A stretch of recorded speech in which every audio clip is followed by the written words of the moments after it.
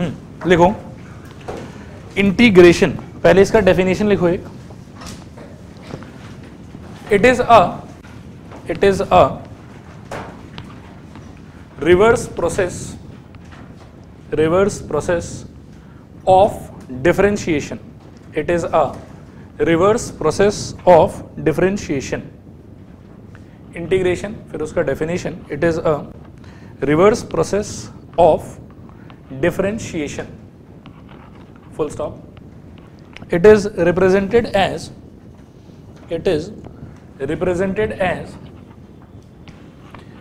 कुछ सिंबल्स में बना रहा हूं, ठीक है, इसको कॉपी करो एज इट इज। ये कुछ एस जैसा है, थोड़ा बस इलोंगेट हो गया, ठीक है, तो देख लो कैसे बनाना है, ऐसे ऐसे, ठीक है। ये फिर यहां पर कुछ एफ एक्स लिख लो, d x this is equal to g x plus c, it is represented as, ये सिंबल बना लो, इट इज रिप्रेजेंटेड एज ये symbol equal to g x plus c, ठीक है। इसमें मार्क करके लिखो, एफ एक्स को मार्क करके लिखो integrand,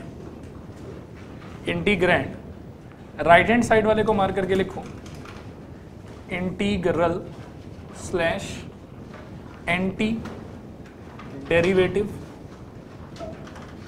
slash primitive.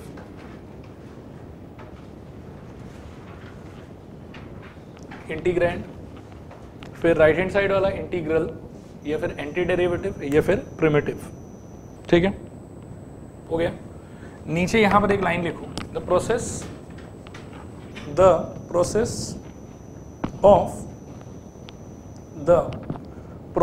Of finding integral, the process of finding integral और anti derivative, the process of finding integral और एंटी डेरिवेटिव और primitive, the process of finding integral और एंटी डेरिवेटिव और primitive of any function is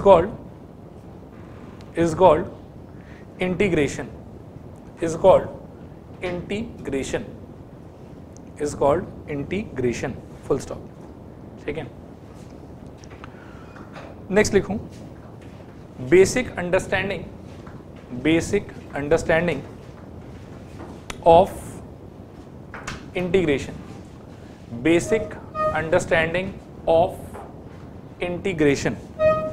इसमें लिखूं if ddx of gx is equal to fx, if ddx of gx is equal to fx, then integration fx dx is equal to gx, then ये symbol बना लो एक बार, बस explain में करूंगा थोड़ी देर में, ठीक है। और देखिए दूसरा लिखना ddx of gx plus c equal to fx, then integration fx dx equal to gx plus c, integration fx dx is equal to gx plus c। नीचे लिखना therefore integration fx dx is equal to a function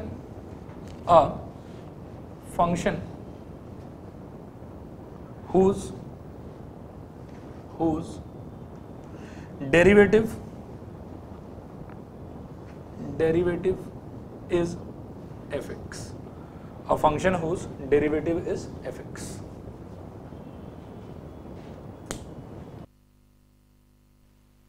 चलो समझना start करते हैं। सबसे पहले देखो क्या लिखा हुआ है, इंटीग्रेशन का डेफिनेशन क्या लिखा हुआ है मैंने बताऊं, it is the reverse process of differentiation, ठीक है। उसके बाद में कुछ ये सिंबल विम्बल है, ठीक है, इसको थोड़ा समझने का ट्राई करते हैं। जैसे डेरिवेटिव से तो हम लोग बहुत ही ज़्यादा फेमिलियर हैं, ठीक है।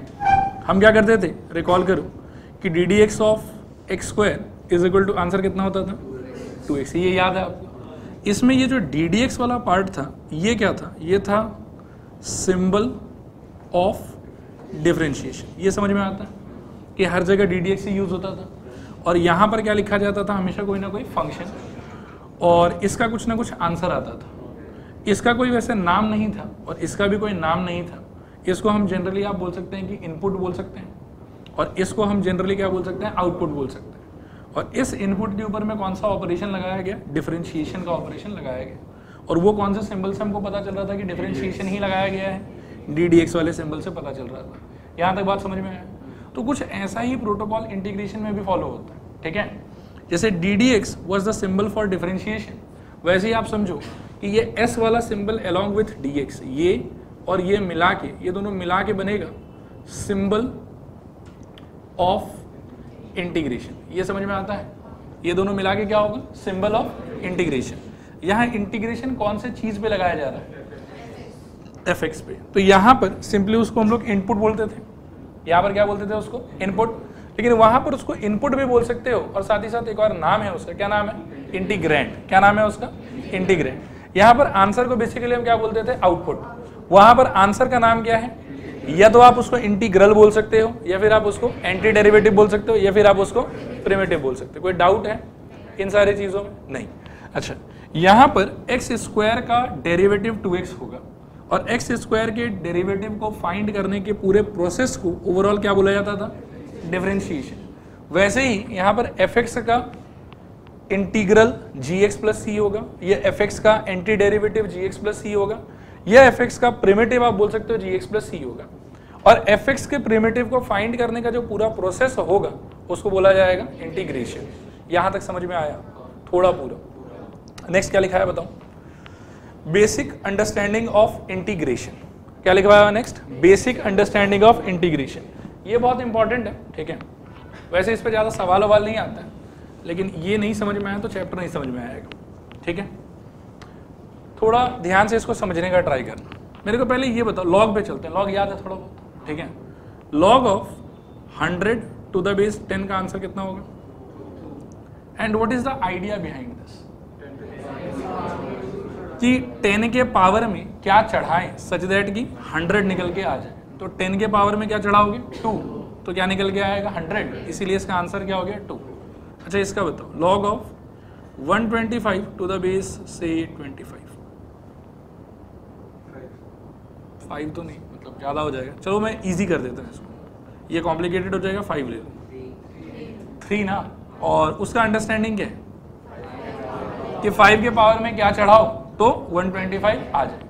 तो इन जनरल आप रिकॉल करो कि ऐसा हम बोलते थे कि log of a to the base b अगर लिखा हुआ है तो इसका आंसर क्या होगा, एक ऐसा नंबर c सच दैट कि रिलेशनशिप क्या होना चाहिए कि b के पावर में c चढ़ाने पे क्या आना चाहिए, a आना चाहिए।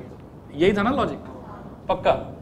इसी तरीके से इंटीग्रेशन और डिफरेंशिएशन में क्या कनेक्शन है, अब हम थोड़ा सा वो समझने का ट्राई करेंगे, ठीक है। देखना और समझना ध्यान से।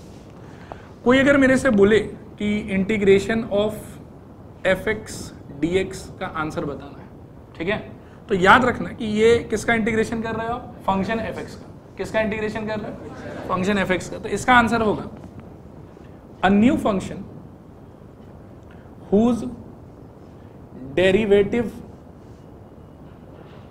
Is f x. A new function whose derivative is f x. थोड़ा फील लेते हैं, इंटीग्रेशन 1 dx, आंसर क्या होना चाहिए, एक ऐसा फंक्शन जिसका डेरिवेटिव 1 हो। किसका डेरिवेटिव 1 होता है, x का, इसका आंसर x होना चाहिए। बात आया समझ। इंटीग्रेशन 1/x dx, किसका डेरिवेटिव 1/x होता है, तो इसका आंसर log mod x होना चाहिए।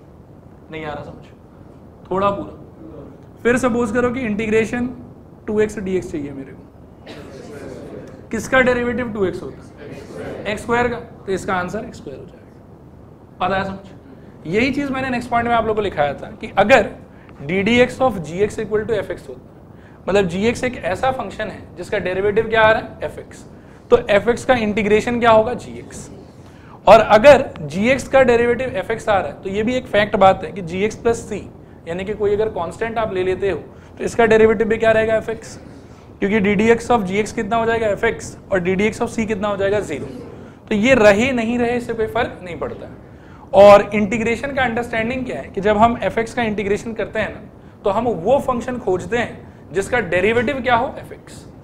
तो इस सिचुएशन में fx किसका डेरिवेटिव है, gx का, इसीलिए सॉरी इसीलिए fx का इंटीग्रेशन क्या हो गया।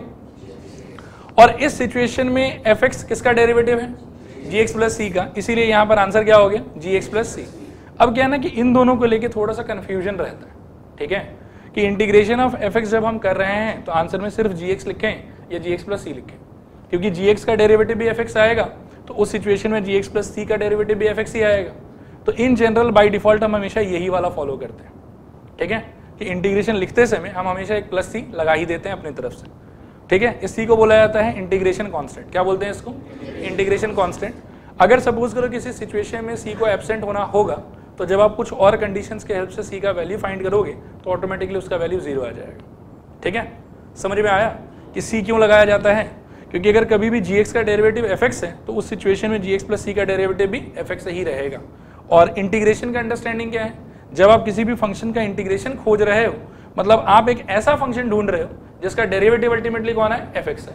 इसीलिए देखो मैंने नीचे क्या लिखा है, integration of fx dx is equal to a function whose derivative is fx।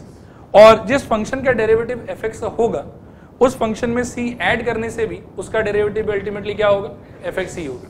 तो आंसर हमेशा सिर्फ वो फंक्शन नहीं लिया जाता, क्या लिया जाता है, function plus c, where c is known as integration constant.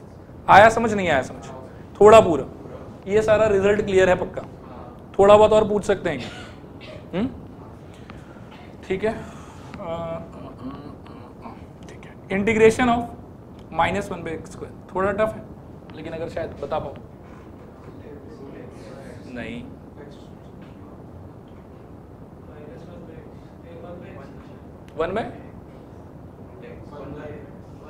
किसी एक पे टिको यार, ऐसे 4-5 का नहीं दे सकते। 1/x correct. सोचो आंसर क्या है भाई, इसका इंटीग्रेशन अल्टीमेटली क्या होगा, एक ऐसा फंक्शन जिसका डेरिवेटिव ये हो, 1/x का डेरिवेटिव क्या होता है, -1/x², तो -1/x² का इंटीग्रेशन क्या होगा, 1/x, और एक क्या लगाना चाहिए मेरे को, प्लस c क्या है, इंटीग्रेशन कांस्टेंट। क्या है c, इंटीग्रेशन कांस्टेंट। क्या यहाँ तक सारा बात पल्ले पड़ा, थोड़ा पूरा, एक बार और वापस थोड़ा शुरू से जांचते हैं, ठीक है। इंटीग्रेशन बेसिकली क्या है, reverse process of differentiation. Integration basically क्या है, रिवर्स प्रोसेस ऑफ डिफरेंशिएशन। ये s और ये dx ये दोनों मिला के क्या कहलाएगा, सिंबल ऑफ इंटीग्रेशन। क्या कहलाएगा, सिंबल ऑफ इंटीग्रेशन। जिस चीज का इंटीग्रेशन करोगे उसको क्या बोलेगी, इंटीग्रैंड। इंटीग्रेशन का जो आंसर होगा उसको क्या बोलोगे, इंटीग्रल, या फिर एंटी डेरिवेटिव, या फिर प्रिमिटिव। और किसी भी इंटीग्रैंड का इंटीग्रल फाइंड करने का, या प्रिमिटिव फाइंड करने का, या एंटी डेरिवेटिव फाइंड करने का जो पूरा प्रोसेस होगा उसको क्या बोलोगे, इंटीग्रेशन। कोई डाउट है यहाँ तक में, अपने कॉपी में ये भी चिपका लो, ये शायद नहीं लिखवाया था मैंने, कि इन दोनों को बोलते हैं symbol of integration.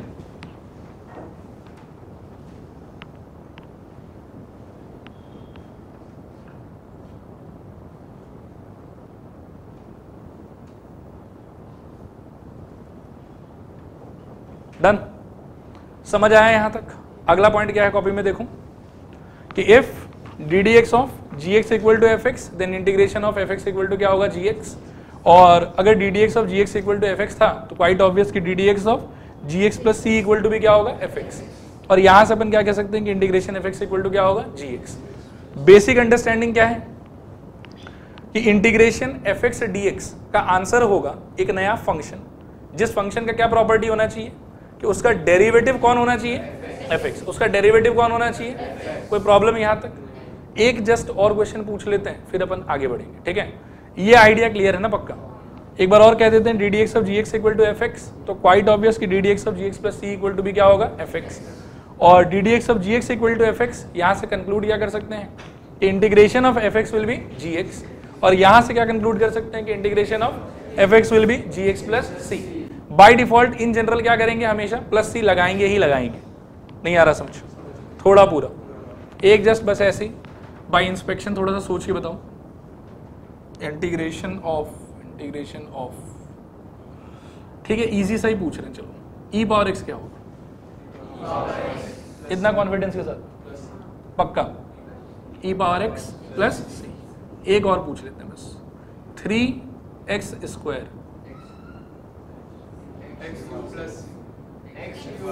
x cube plus c। और कभी भी मन में डाउट हो ना कि सही आया गलत आया, इसका डेरिवेटिव करके देख लो, आ रहा क्या ये वाला, तो सही है। फिर इसका डेरिवेटिव करके देख लो, इसका आ रहा क्या ये वाला, फिर ये भी राइट है, सही है। क्लियर नॉट क्लियर, थोड़ा पूरा आगे बढ़ो, लिखो next. Note, note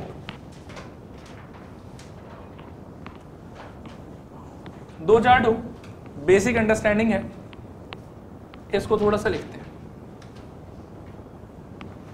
number one,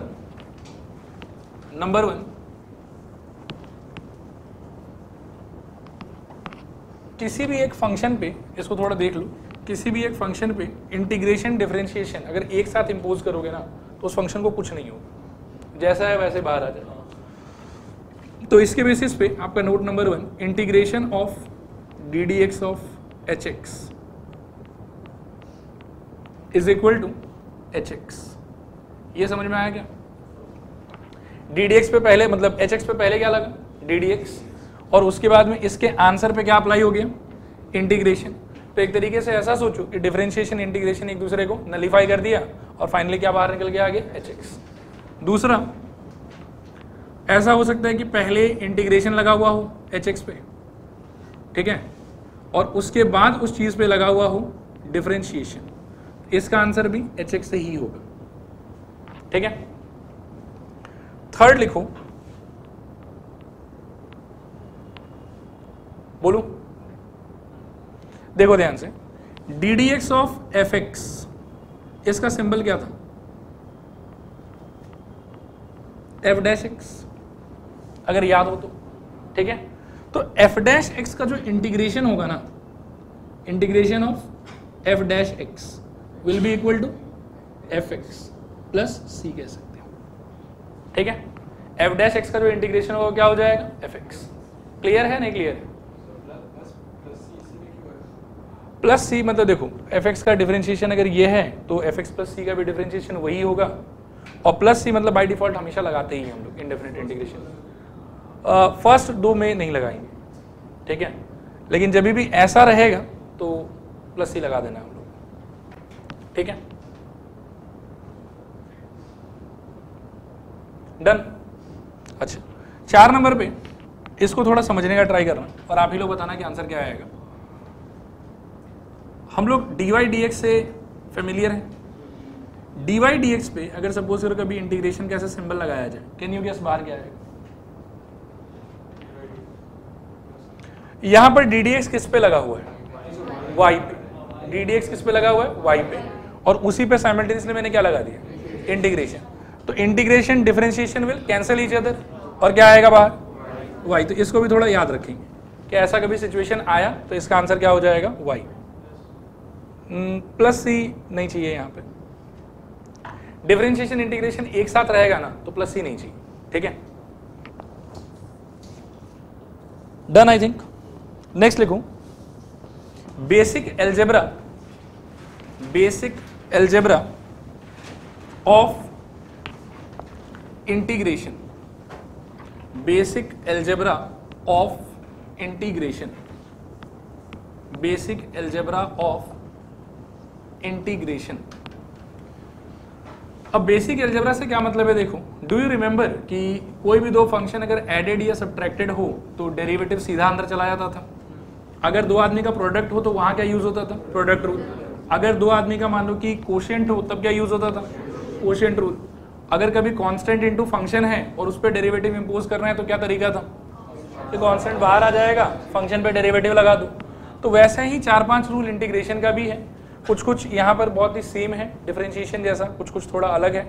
उन सारे रूल्स को पहले थोड़ा सा देख लेते हैं। तो पहला लिखूं, इंटीग्रेशन ऑफ दो फंक्शन का सम या डिफरेंस, इंटीग्रेशन ऑफ दो फंक्शन का सम या difference, this will be equal to पहले फंक्शन का इंटीग्रेशन प्लस या माइनस दूसरे फंक्शन का इंटीग्रेशन। कहने का मतलब एडिशन और सब्ट्रैक्शन को देख के इंटीग्रेशन आराम से स्प्लिट हो सकता है, कोई इशू नहीं। समझ में आया? दूसरा लिखो इंटीग्रेशन fx इंटू जी एक्स, इंटीग्रेशन fx इंटू जी एक्स। डिफरेंशिएशन के टाइम पे इससे रिलेटेड क्या रूल था हमारे पास? Product rule. ठीक है, इंटीग्रेशन के टाइम पर शुरू में I will say there is no rule. ठीक है, इससे रिलेटेड हमारे पास में कोई रूल नहीं है इसको ब्रेक करने के लिए। आगे चल के वी विल सी कि there is actually a rule, लेकिन वो थोड़ा कॉम्प्लिकेटेड रूल है जिसका नाम है IBP, इंटीग्रेशन बाय पार्ट्स। लेकिन ये बहुत कॉम्प्लिकेटेड चीज है, काफी लेटर स्टेज में आता है। इनिशियली आप यही मान के चलो कि दो फंक्शन का अगर प्रोडक्ट है ना, तो इससे रिलेटेड इंटीग्रेशन स्प्लिट करने का डायरेक्ट हमारे पास कोई रूल नहीं है। काफी आगे जाके क्या मिलेगा हम लोग को? IBP, लेकिन वो बात का बात है, फिलहाल के लिए रूल नहीं है, ऐसा सोचो। 3 नंबर पे ऐसा भी सिचुएशन एनकाउंटर कर सकते हो कि fx डिवाइडेड बाय सपोज करो कोई फंक्शन gx लिखा हुआ होगा। ठीक है, इसमें भी नो रूल, कोई इसका ओपनिंग का तरीका नहीं है हमारे पास। ठीक है, 4 नंबर पे ऐसा भी हो सकता है कि integration of some constant k times of some function fx, तो कांस्टेंट चुपचाप से बाहर आ जाएगा और यहां पर भी इंटीग्रेशन आप लगा दोगे fx के ऊपर। ठीक है, 4 नंबर तक हो गया सबका। 5 नंबर पे एक और पॉइंट लिखूं, बोलूं इसको एक बार पहले थोड़ा सा देख लो। सपोज करो कि इंटीग्रेशन और यहां पर dx लिखा हुआ है और यहां पर कुछ भी इंटीग्रैंड है आपके पास। ठीक है, यहां पर इंटरेस्टिंग बात यह है कि d के साथ आपको देखना है कौन सा वेरिएबल, d के साथ कौन सा वेरिएबल दिख रहा है आपको यहां पर? x। तो इस डब्बे के अंदर यानी कि इंटीग्रैंड के अंदर x को छोड़ के बाकी सारे अल्फाबेट्स को आप कांस्टेंट मानोगे। ठीक है, अगर d के साथ में x लिखा हुआ है तो इंटीग्रैंड के अंदर में सिर्फ x को वेरिएबल की तरह ट्रीट किया जाएगा, बाकी सबको किसके तरह ट्रीट करेंगे? कांस्टेंट के अंदर। बात आया समझ? तो लिखो इसको इंटीग्रेशन डब्बा dx, इंटीग्रेशन डब्बा dx, और डब्बे पे तीर बना के लिखूं only x will be taken as, only x will be taken as variable, all other letters will be treated as constant, all other letters will be treated as constant, full stop। ठीक है, और यहां पर क्यों x को ही ले रहे हैं उसके लिए आप इसको एनसर्कल कर दो। ठीक है, कि d के साथ जो लेटर है वो वेरिएबल है, बाकी सारा का सारा क्या है हमारे लिए? कांस्टेंट। ओके, नेक्स्ट लिखो हेडिंग सम इंपॉर्टेंट फॉर्मूले, सम इंपॉर्टेंट फॉर्मूले।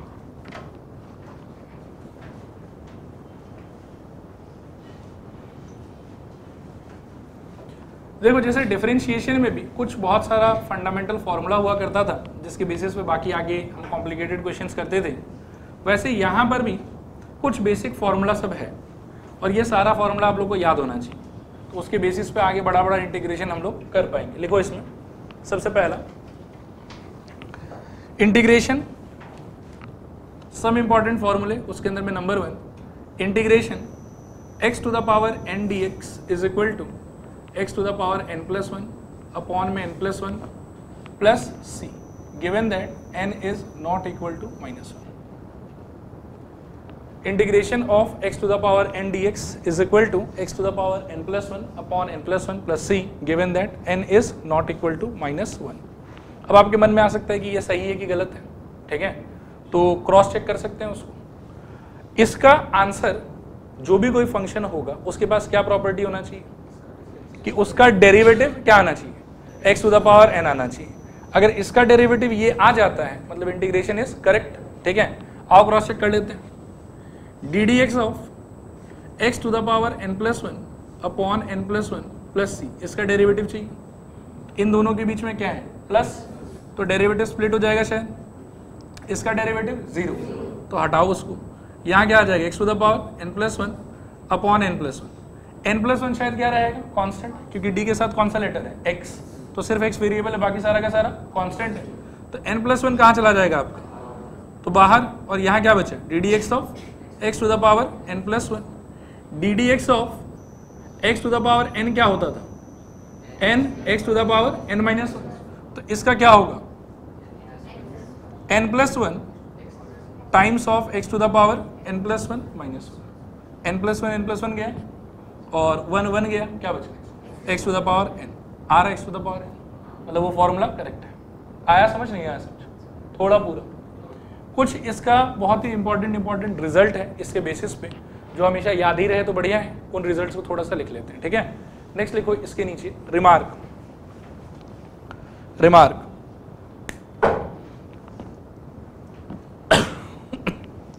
नंबर 1, ये रिमार्क में नंबर 1 नहीं, नंबर ए लिख लो ऐसे, integration of 1 dx, integration of 1 dx, ठीक है। इसको इंटीग्रेशन के बेसिक अंडरस्टैंडिंग से भी इसका आंसर आप बता सकते हो।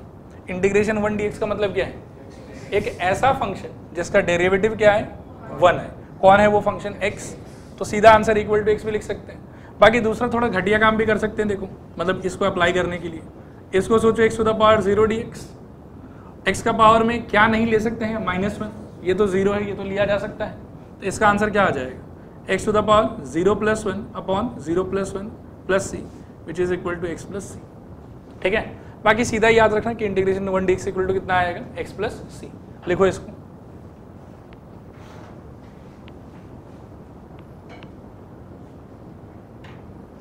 डन। बी लिखो, integration x² dx, integration x² dx क्या आएगा बताओ, आराम से धीरे धीरे। x to the power n का फॉर्मेट है, मैच हो रहा है इससे, ठीक है ना। और एक्चुअली एक बात और बताओ कि ये फॉर्मेट है कौन सा, I think variable to the power constant, ये फॉर्मेट है। तो यहाँ पर भी variable to the power constant लिखा हुआ है, आंसर क्या होना चाहिए इसका, इसके हिसाब से आना चाहिए आंसर। क्या आएगा बताओ, x to the power 2+1 upon 2+1 plus c, कितना आ जाएगा, x³ 3 + c। कॉपी कर लो, डन। और फ्यूचर में हम लोग ये वाला नहीं लिखेंगे, कोशिश करेंगे कि यहाँ से सीधा यहाँ सोचने का, ठीक है। नेक्स्ट लिखो C point, integration 1/x² dx, integration 1/x² dx, ठीक है। क्या ये सीधा सीधा इससे रिजेंबल हो रहा है, सीधा सीधा तो नहीं हो रहा, लेकिन कुछ कर सकते हैं क्या, x to the power -2 dx, क्या आ जाएगा खोल के बताओ, x to the power -2+1 upon -2 + 1 plus c which is equal to x to the power -1 upon -1 plus c, finally -1/x plus c। देखो क्लियर है कि नहीं क्लियर है, क्लियर है।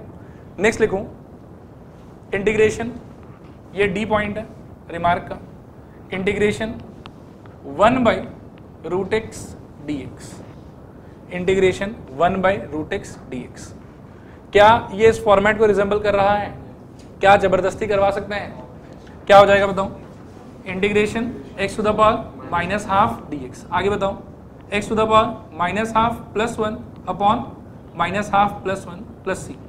देखो तो सही है क्या, पक्का, अरे बोलो हाँ यार, क्या आएगा answer, x to the power ½ upon में ½ प्लस c, क्या हो जाएगा 2 times of √x plus c, 2 times of √x plus c, ठीक है। सब लोग बोर्ड पर देखो एक बार, 1 dx का आंसर सीधा सीधा x प्लस c, फॉर्मूला हो गया ये आप लोग के लिए, याद रखना है बस। x² का आंसर x³ 3, 1/x² का आंसर -1/x, सीधा आना चाहिए। Integration 1/√x 2√x plus c, clear है। तो ये था पहला फॉर्मूला, और पहले फॉर्मूला का खूब सारा एप्लीकेशन। दूसरा फॉर्मूला लिखो, इंटीग्रेशन, अभी 2 नंबर का बात कर रहे हैं, integration 1/x dx, 1/x dx, बताओ क्या आना चाहिए, चाहो तो इंस्पेक्शन से रिकॉल करो थोड़ा सा, शायद याद आ जाएगा आप लोगों को। क्या आना चाहिए बताओ, log x। अच्छा log के साथ में थोड़ा सा पंगा है, पंगा ये है, आप लोगों को याद भी होगा कि log के अंदर का जो इनपुट है वो कभी भी नेगेटिव नहीं हो सकता। यहाँ वाला x तो नेगेटिव पॉजिटिव कुछ भी हो सकता है, लेकिन इसका आंसर हमेशा लॉग के फॉर्मेट में ही आना चाहिए क्योंकि उसका डिफरेंशिएशन ये वाला होगा। ठीक है, तो दोनों चीज को हैंडल करने के लिए कि मतलब इसका लॉग भी बन जाए और लॉग को परेशानी भी नहीं हो, उसके लिए यहाँ पर एक मॉड x लगा दिया जाता है। तो आंसर लिखते समय हमेशा ऐसे लिखेंगे कि integration of 1/x is equal to log mod x plus c. आया समझ? थोड़ा पूरा ठीक है। इसमें भी रिमार्क लिखो थोड़ा सा। वैसे ये फॉर्मूला तो एक ही है और अप्लाई भी इसी फॉर्मेट में होगा। इसके रिमार्क में ना लॉग का कुछ प्रॉपर्टीज में लिखा रहा हूँ, हाँ, जो ऑलरेडी हम क्लास 11 में पढ़ तो चुके हैं, लेकिन पता नहीं आप लोग को याद है कि नहीं याद है। Log a plus log b का वैल्यू कितना होता था?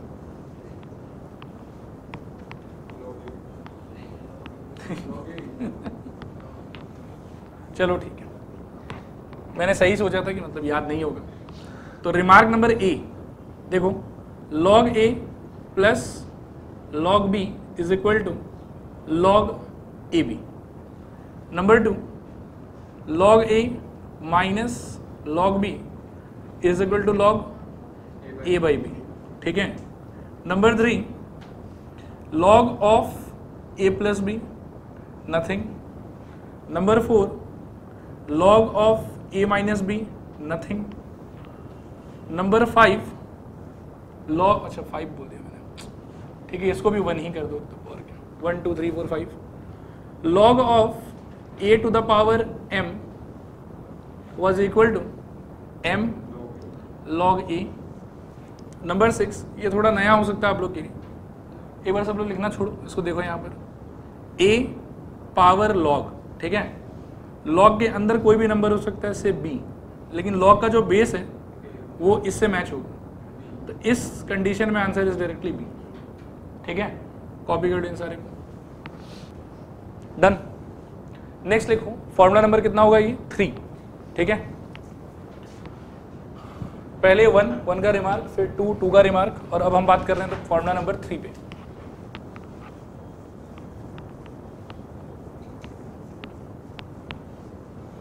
देखो 3 नंबर पे क्या है, integration a to the power x dx is equal to a to the power x upon log of a to the base e plus c। ये है फॉर्मूला। ठीक है, क्रॉस वेरीफाई कर सकते हैं इसको भी। वापस से मैं पूछता हूं कि इस फंक्शन को जो a पावर x के इंटीग्रेशन का आंसर है, इसको क्या प्रॉपर्टी सेटिस्फाई करना चाहिए? इसका derivative a to the power x होना चाहिए। रिकॉल करो, d d x of a power x क्या होता था? a power x log a to the base e, ऐसा होता था। अभी इसका डेरिवेटिव करना है मेरे को, तो derivative of a power x upon log a to the base e, या रुक जाओ एक सेकेंड, प्लस सी भी लिख ही देते हैं वही, प्लस सी, तो c का डेरिवेटिव तो 0, डेरिवेटिव सिर्फ होगा किसका? इसका। इसमें भी ये वाला पार्ट क्या है? कांस्टेंट, तो बाहर चला जाएगा, क्या होगा? 1 by log a to the base e into d d x of a power x, जो कि अल्टीमेटली क्या दे देगा आपको? 1 by log of a to the base e into क्या? a to the power x into log a to the base e। Feel आ रहा है क्या? थोड़ा पूरा। और ये दोनों क्या हो जाएगा? कैंसल आउट, क्या बचा? आ रहा है कि नहीं आ रहा? तो ये आंसर राइट है कि रॉन्ग है? राइट ही है। समझ में आया? 4 नंबर पे लिखो, integration e to the power x dx is equal to e to the power x dx is equal to, सीधा सीधा ही कह सकते हैं e power x plus c। बाकी e पावर x और इसका फॉर्मेट सेम है क्या? आई थिंक हाँ, नहीं क्यों? इसका मतलब क्या है? Constant power variable. इसका मतलब भी क्या है? तो फॉर्मेट तो सेम ही है, तो इसका आंसर भी ऐसा ही होना चाहिए था। क्या होना चाहिए था? e power x divided by log of e to the base e, और e बेस e का वैल्यू कितना हो जाएगा? 1। तो उसको लिखो नहीं लिखो फर्क नहीं पड़ता, तो वैसे भी सोच सकते हो। बाकी इंस्पेक्शन से भी ठीक है कि कौन सा ऐसा फंक्शन है दुनिया में जिसका डेरिवेटिव e पावर x हो, तो आंसर इसकी e पावर x खुद नहीं आया, समझो, थोड़ा पूरा। ठीक है, आगे लिखो,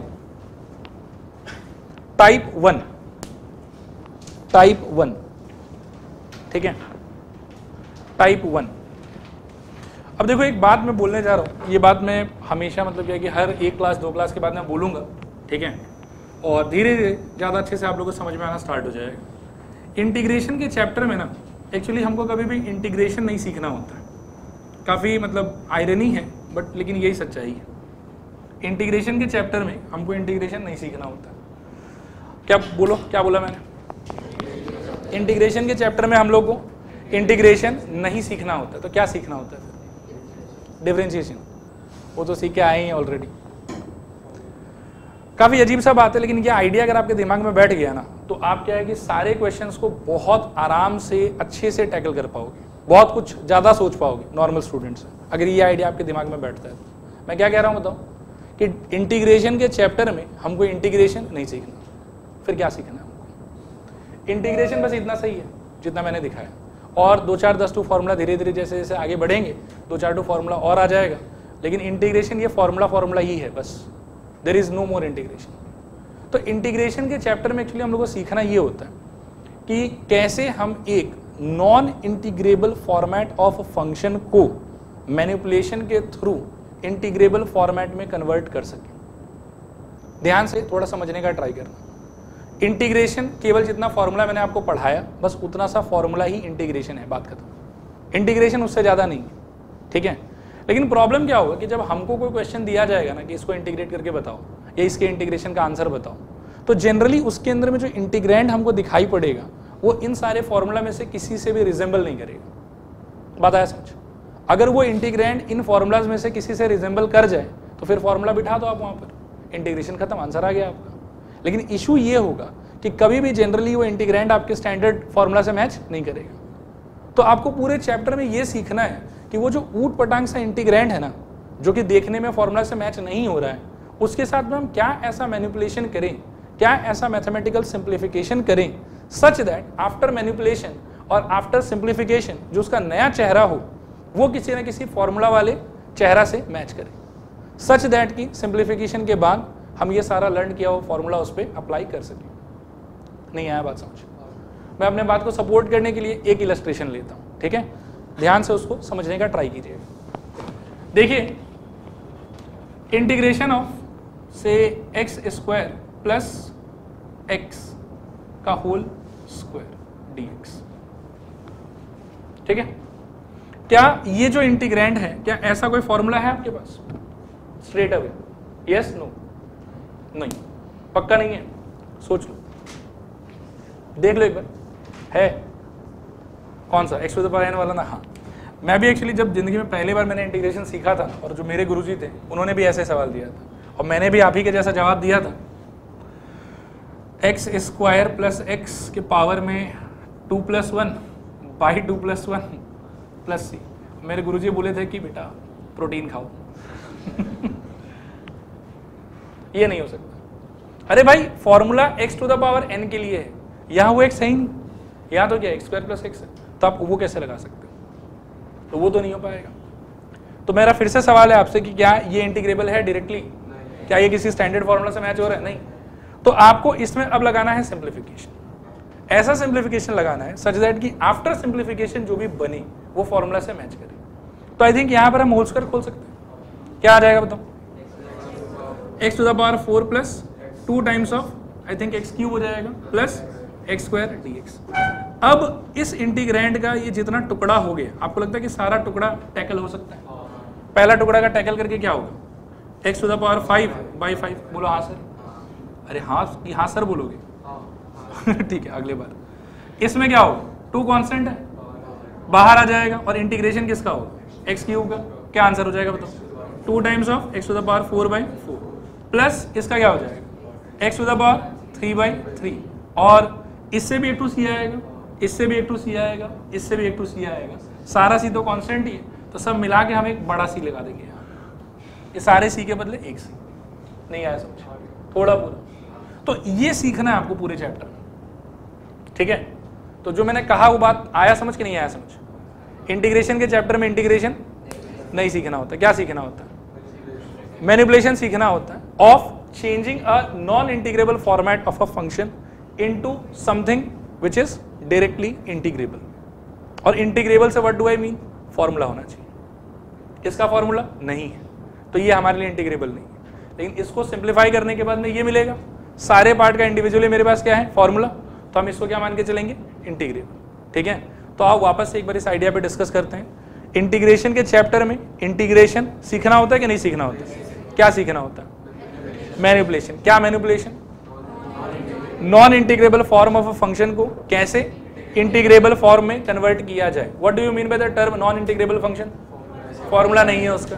and what do you mean by the term integrable format, कि फॉर्मूला हमारे पास में आ जाए। बात आया समझ? इस आइडिया को दिमाग में बहुत बढ़िया से बिठा दो, क्योंकि पूरे चैप्टर में हम सिर्फ यही सीखेंगे। क्या सीखेंगे? कि कैसे एक नॉन इंटीग्रेबल फॉर्मेट जिसका फॉर्मूला नहीं है मेरे पास, उसको सिंप्लीफाई कर करके इंटीग्रेबल फॉर्मेट यानी कि एक ऐसे सिचुएशन में ले चलो जहां से आपके पास में क्या अवेलेबल हो, फॉर्मूला। पल्ले पड़ा नहीं पल्ले पड़ा? बोलो कुछ, थोड़ा पूरा मुंह से एक बार और पूछता हूं, आया नहीं आया? पक्का ना? अब क्या है कि सिंप्लीफाई करने का भी अपने आप में बहुत सारा बेसिक आइडियाज हो सकता है। मतलब ऐसा नहीं कि एक ही टाइप का या दो ही टाइप का फंक्शन, बहुत सारा टाइप का फंक्शन हो सकता है। तो जितना भी सिंप्लीफिकेशन का आइडियाज है ना, उसको हम टाइप टाइप करके टैकल करेंगे। पहले एक टाइप, उसके अंदर में कुछ स्पेशल टाइप का फंक्शंस होगा, फिर जब उस टाइप का खत्म तो एक और नया टाइप, फिर एक और नया टाइप, ऐसे कर करके टैकल करेंगे। ठीक है, तो now we are starting with type 1। इसमें लिखूं ब्रैकेट के अंदर questions based on basic algebraic simplification. Questions based on basic algebraic simplification. Questions based on basic algebraic simplification. ठीक है, इसमें लिखूं find the following integrals. Find the following integrals. Find the following integrals. अच्छा, integrals की जगह और क्या word आ सकता था? Find the following anti derivative. और क्या आ सकता था? Find the following primitive. ठीक है, very good. Number 1, integration x to the power 99 dx। बोलो क्या होगा? फॉर्मूला है इसका, ये तो इंटीग्रेबल है डायरेक्टली। क्या हो जाएगा answer?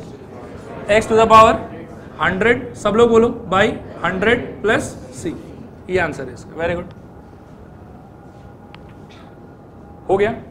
Number 2, integration 1 by x to the power 7/2 dx।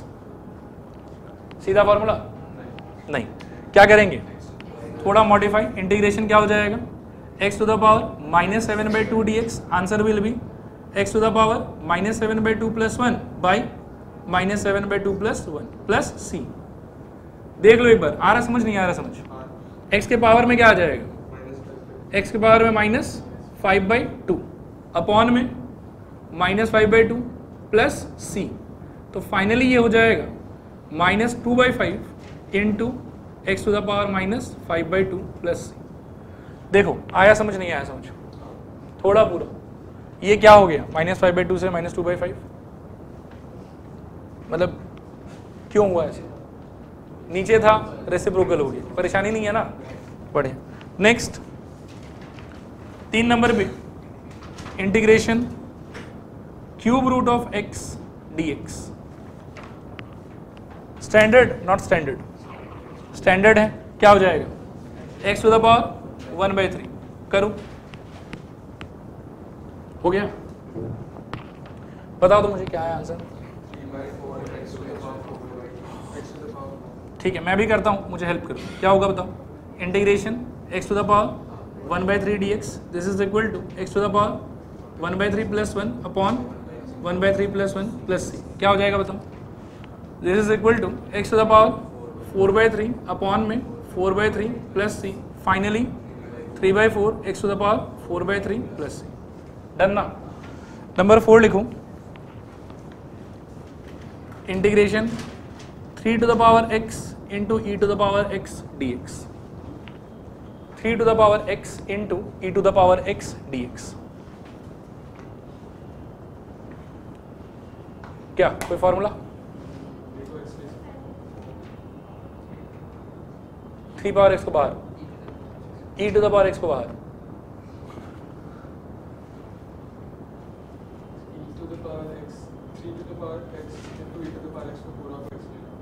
पूरा को x ले लें। पहले ये बताओ कि अगर मैं इसको दो अलग अलग फंक्शन मानूं तो उसके हिसाब से कोई आइडिया है मेरे पास?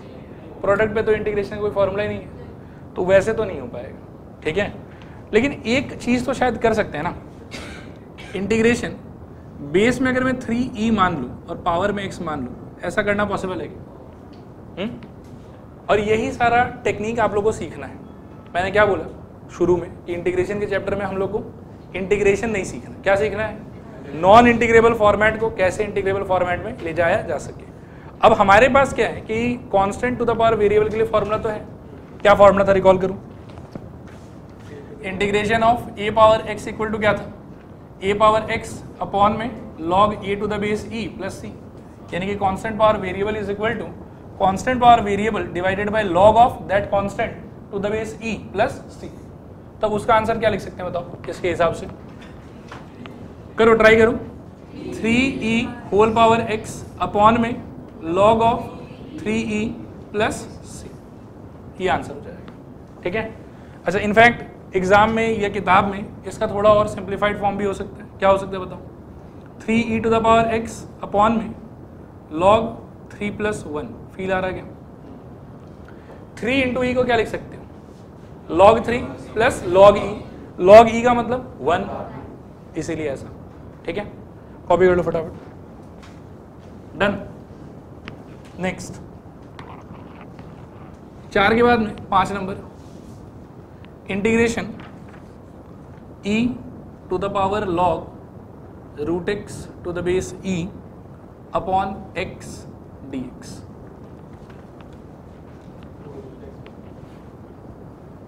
क्या होगा बताओ? पहले तो ये इंटीग्रेबल है क्या? इसका फॉर्मूला तो नहीं है मेरे पास, तो ये इंटीग्रेबल तो नहीं है, तो क्या करना पड़ेगा? सिंप्लीफाई। ये वाले का अभी थोड़ी देर पहले मैंने समझाया कि अल्टीमेटली b बाहर आ जाता है, तो इसमें क्या आ जाएगा बाहर? Root x. नीचे क्या है? मैं थोड़ा ज़्यादा हड़बड़ा गया, रुक जाओ। नीचे क्या है? x dx। कट के क्या हो जाएगा? 1 बाई रूट एक्स। अच्छा, 1 बाई रूट एक्स का तो सीधा ही फॉर्मूला पढ़ा दिया था। क्या था आंसर? 2 रूट एक्स प्लस सी। कोई बात नहीं, 1-2 क्लास में याद हो जाएगा। नहीं, पहले फॉर्मूला का चौथा रिमार्क था ना, ठीक है, छाप लीजिए।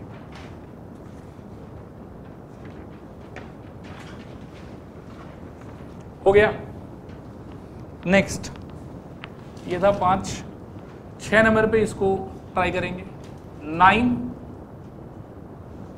To the power log x to the base 3। थोड़ा अच्छे से लिख देता हूं। log x to the base 3 और dx। हाँ, क्या बोल रहा हूं? x स्क्वायर कैसे? देखो, 9 का क्या हो सकता है? 3 स्क्वायर। बहुत बढ़िया, अगर x स्क्वायर पहचान पाया तो I am proud of you. फिर ये 2 उछल के यहां जा सकता है, तो 3 पावर क्या हो जाएगा? log of x square to the base 3। और अल्टीमेटली अब आप क्लियरली क्या कह सकते हो? x square dx। आंसर क्या हो जाएगा? x cube by 3 plus c. Copy कर। डन। समझ आ रहा है, नहीं आ रहा है? थोड़ा पूरा 6 के बाद में 7 नंबर इसको ट्राई करेंगे।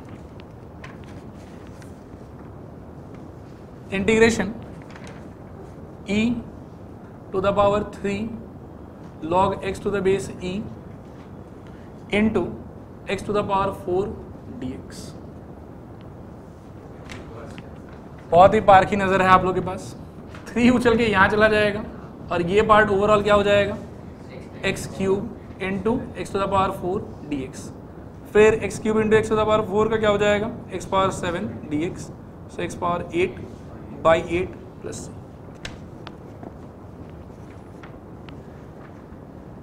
समझ आ गया ना?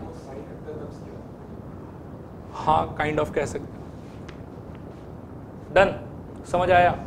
अच्छा, next number 8, integration 3x to the power 5 plus 2 dx। 3x to the power 5 plus 2 dx करें। देखो एक बार, आपको लग रहा है कि सारा पार्ट इंडिविजुअली इंटीग्रेबल है ऑलरेडी। 3x पावर 5, ये इसमें मैं डिटेल में थोड़ा लिख के दिखा देता हूँ, ठीक है। इंटीग्रेशन ये एडिशन पे क्या हो जाएगा 3x पावर 5 dx और प्लस इंटीग्रेशन 2 dx। इसके अंदर में 3 कांस्टेंट है तो बाहर integration x to the power 5 dx, इसमें 2 कांस्टेंट है बाहर इंटीग्रेशन 1 dx। इसका हो जाएगा 3 times of x to the power 6 by 6 plus 2 times of x। अब यहाँ एक चीज़ देखो कि जैसे इसमें इंटीग्रेशन आपने 2 पार्ट में करा तो उसका मतलब ये नहीं कि इसका c अलग से दोगे इसका c अलग से दोगे। जब भी एक से ज़्यादा इंटीग्रेशन हो रहा होगा तो सबका मिला के ऐसा मन में सोचना है कि हम एक c देंगे, वो भी कहाँ पे लास्ट स्टेप। तो क्या हो जाएगा प्लस c, फिर यहाँ पर 3 का 1 और 6 का 2, तो अल्टीमेटली क्या होगा x to the power 6/2 plus 2x plus c। कर लो कॉपी। समझ आ गया ना ये वाला?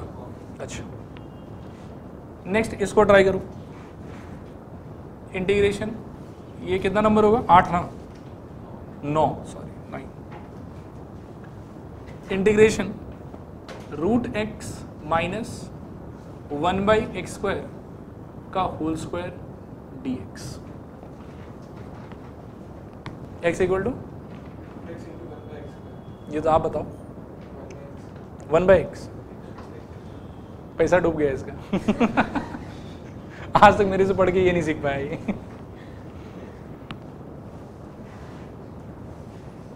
ऐसे ये तो मैंने पढ़ाया भी नहीं होगा, क्लास 9 में मेरे से ट्यूशन नहीं ले रहा था। देखो सोचो थोड़ा सा, क्या पूछ रहे थे वैसे? √x इंटू 1/x² ना। √x का मतलब कितना हो जाएगा x power half into 1/x², so half minus 2 x to the power minus 3/2, ऐसा कुछ होना चाहिए। नहीं करते हैं डिस्कस फिर। सोच के बताओ integrable not integrable? Obviously not integrable. और एल्जेब्रिक मैनिपुलेशन के नाम पे क्या कर सकते हैं? Whole square break. तो आओ करते हैं, बताओ मेरे को क्या हो जाएगा। इसका क्या आ जाएगा, ये चलो लिख ही देता हूँ, a² minus 2 times of a into what b और प्लस b का स्क्वायर। एक बार बताओ आया समझ नहीं आया समझ? सब लोग एक बार लिखना छोड़ दो यार, देखो अच्छे से सीखो। फिर से पूछ रहे हैं, क्लियर है नहीं क्लियर? थोड़ा पूरा पक्का। √x का होल स्क्वायर क्या होगा देखने में? Integration x। इसका क्या हो जाएगा माइनस 2 टाइम्स ऑफ, वो मैंने दिखा दिया वहाँ साइड में, तो अल्टीमेटली कितना आएगा x to the power minus 3/2। ठीक है, क्लियर नॉट क्लियर? क्लियर। इस वाले पार्ट का क्या हो जाएगा प्लस 1/x पावर 4 आएगा और एक्चुअली वो ऊपर जाके क्या हो जाएगा x to the power minus 4 dx। Clear not clear? x का इंटीग्रेशन x² बाई 2, ठीक है, माइनस 2 टाइम्स ऑफ इसका इंटीग्रेशन क्या होगा x to the power minus 3/2 plus 1 upon minus 3/2 plus 1। और इस पार्ट का क्या हो जाएगा x to the power minus 4 plus 1 upon minus 4 plus 1 plus c। Clear not clear? इसमें 1 जोड़ के कितना बचेगा बोलो? आई थिंक माइनस हाफ, तो x to the power minus half, नीचे माइनस हाफ प्लस यहाँ पर कितना x to the power minus 3 upon में माइनस 3 प्लस c। अब यहाँ थोड़ा ध्यान से देख लेना, ये माइनस और ये माइनस मिला के क्या हो जाएगा, ये माइनस प्लस, और ये हाफ का ऊपर जाके क्या हो जाएगा 2, एक 2 पहले से तो मिला कितना हो जाएगा 4। तो फर्स्ट पार्ट तो होगा आपका x²/2, सेकेंड पार्ट हो जाएगा 4 टाइम्स ऑफ ये x to the power minus half है, तो ये अल्टीमेटली क्या हो जाएगा 1/x to the power half, और जो कि कितना हो जाएगा 1/√x। ये माइनस ऊपर आ जाएगा और यहाँ पर आपके लिए हो जाएगा आई थिंक कितना 1/3 टाइम्स ऑफ x का क्यूब प्लस c। देखो एक बार क्लियर है नहीं क्लियर है? नहीं आया समझ? थोड़ा पूरा पूरा चलो कॉपी कर लो।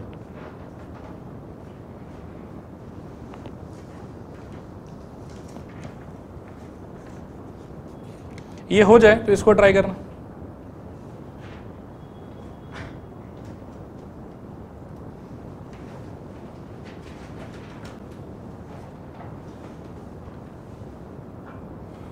e power x log a plus e power A log x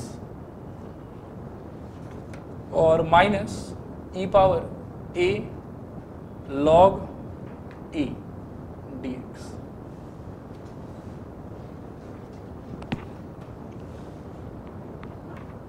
देखो सब लोग बोर्ड पर, फर्स्ट वाले का सिंप्लीफिकेशन क्या होगा आपके हिसाब से? ए टू द पावर एक्स, पक्का? थोड़ा एक्सप्लेन करो क्या होगा। ये एक्स उछल के ए के पावर में, फिर ये ई और यहाँ का ई मैच हो रहा है, तो अल्टीमेटली क्या निकलेगा? A to the power x. Second वाले में x to the power a आ जाएगा, मतलब ये ए उछल के यहाँ पर, फिर ये ई और इसका बेस मैच हो रहा है। और यहाँ वाले में minus a to the power a और इंटीग्रेशन में क्या आ जाएगा यहाँ पर? dx। अब एडिशन और सब्ट्रैक्शन पे इंटीग्रेशन स्प्लिट, तो integration a power x d x minus नहीं sorry plus integration x to the power a d x और minus integration a power a d x. ये सही है क्या? देखो एक बार फर्स्ट वाले का फॉर्मूला बताओ। जितना बोलोगे उतना ही सीख पाओगे, तो फिर से एक बार और ट्राई करो। A to the power x upon log of a to the base e. Second वाले का x to the power a plus one upon a plus one. ये फील आ रहा है क्या? क्योंकि इसका फॉर्मेट क्या है? Variable to the power constant, और वो फर्स्ट फॉर्मूला से ही जाएगा शायद। और थर्ड वाले में मेरे को क्या फील हो रहा है कि ए ये तो दोनों कांस्टेंट ही हो गया, ये तो चुपचाप से क्या होगा? बाहर आ जाएगा शायद। सही बोल रहा हूँ गलत बोल रहा हूँ? तो ये बाहर आने का इंटीग्रेशन किसका होगा? 1 का, और 1 का इंटीग्रेशन कितना होगा? x। तो इसीलिए दिस होल थिंग इनटू कितना? x plus c। ठीक है, करो कॉपी।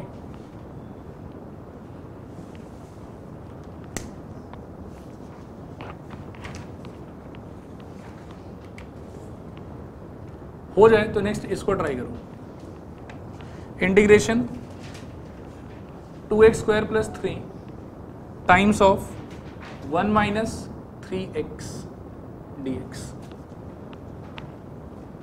करें? डायरेक्टली इंटीग्रेबल है क्या? क्या इशू है? प्रोडक्ट है, फॉर्मूला नहीं है इसका हमारे पास, तो ठीक है। तो इसको ठीक कैसे कर सकते हो? मल्टीप्लाई कर लो, वो तो करना आता ही हम लोग। तो क्या हो जाएगा बताओ? 2x square times of 1 minus 3x and plus 3 times of 1 minus 3x।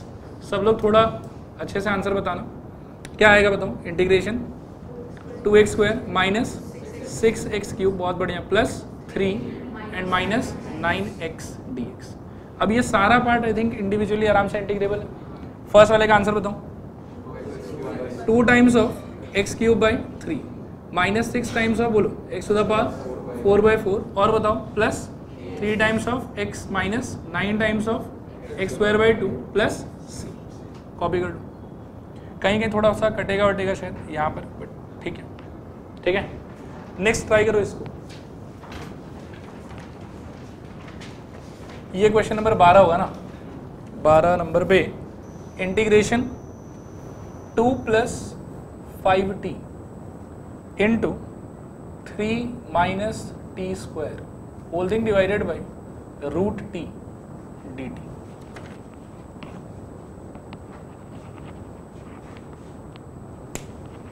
करो ट्राई, करें? देखो एक बार बोर्ड की तरफ। पहले ये बताओ कि डायरेक्टली इंटीग्रेबल है कि नहीं है? पक्का? क्या इशू है? बेसिक बात तो ये है कि फॉर्मूला नहीं है इसका, और दूसरा जो सिचुएशन है उसको टैकल कैसे किया जा सकता है? प्रोडक्ट वगैरह लगा के। ठीक है, तो बताओ मेरे को क्या हो जाएगा? ऊपर वाला तो शायद प्रोडक्ट में खोल सकते हो, क्या आएगा बताओ? आंसर ही बता रहे हो, वेरी गुड। 6 टाइम्स ऑफ मतलब 6, फिर 2 टाइम्स ऑफ टी स्क्वायर और 15t और माइनस 5t क्यूब, और सबके नीचे क्या रहेगा? Root over t t t. थोड़ा फील लेना। इंटीग्रेशन पहला वाला हो जाएगा 6 बाई रूट टी, माइनस दूसरा वाला हो जाएगा 2 times of T power 2 minus half. ये समझ में आ रहा है क्या? 15 वाले केस में मेरे ख्याल में रूट टी और टी कट के क्या हो जाएगा? 15 सिंपली रूट ओवर टी, और लास्ट वाले में it will become minus 5 times of t to the power 3 minus half d t. देखो तो ठीक है क्या? Right wrong? राइट।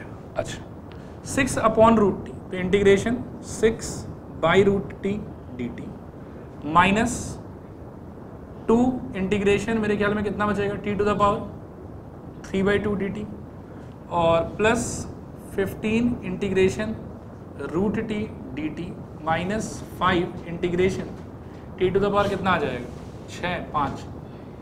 5/2 dt। एक बार सब लोग पेन छोड़ के पहले यहाँ तक देख लो, आया समझ नहीं आया समझो। मैंने फॉर्मूला अप्लाई नहीं किया है अभी, बस इंटीग्रेशन स्प्लिट की है, ठीक है। जो अगला स्टेप मैं लिखूंगा इसको एक बार मेरे साथ पहले आप लोग देख लो, फिर बाद में कॉपी कर लेना, ठीक है। ये समझ में आना जरूरी है। इसका क्या कर सकते हो, अगर आपको अच्छे से समझ में आ रहा है तो मैं एक स्टेप में ही लिख दूं और आंसर समझ में आ जाना चाहिए। 6 कांस्टेंट है बाहर और फिर इंटीग्रेशन किसका होगा 1/√t का ना, और 1/√t का सीधा सीधा आंसर क्या होगा 2√t, तो क्या हो जाएगा 2√t। करेक्ट या इनकरेक्ट, पक्का। नेक्स्ट वाले में आई थिंक -2 का ऐसे ही रहेगा, इसका क्या हो जाएगा t to the power 3/2 + 1/3/2 + 1। Next वाले में 15 t to the power ½ + 1/½ + 1। Next वाले में -5 t to the power 5/2 + 1/5/2 + 1 + c।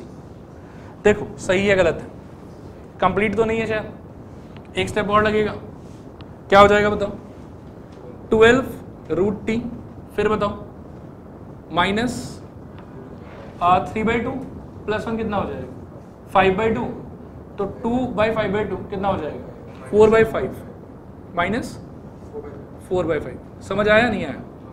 और ये क्या हो जाएगा t to the power I think 5/2, ठीक है। नेक्स्ट ये वाले में ½ + 1 कितना हो जाएगा 3/2 और 15/3/2 कितना हो जाएगा 30/3 और कट के कितना आ जाएगा 10, तो वो हो जाएगा मेरे ख्याल में प्लस 10 टाइम्स ऑफ कितना t टू द पावर 3/2।